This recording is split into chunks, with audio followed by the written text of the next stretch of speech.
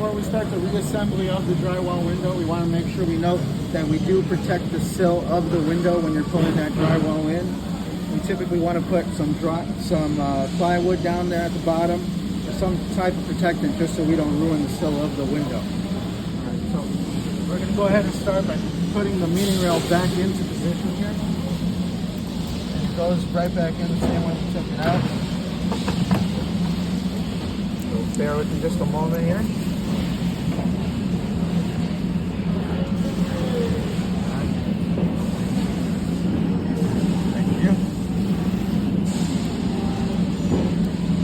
Go ahead and start from the top and screw that right back into the existing hole.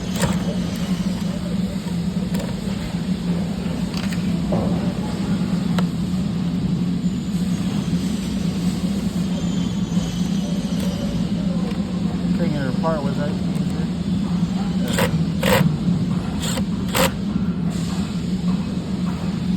Do that on both sides so it holds itself up when you're working with just your two hands, no helper.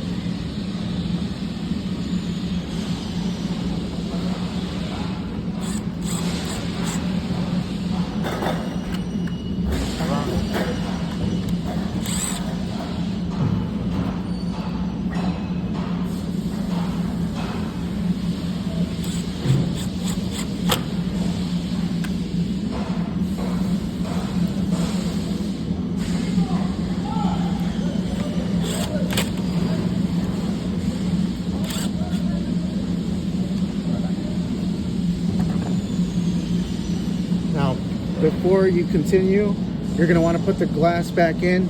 Obviously, you're done with the drywall, so now you're going to go ahead and be able to remove this blue tape, and that's ready there at the corners, all around.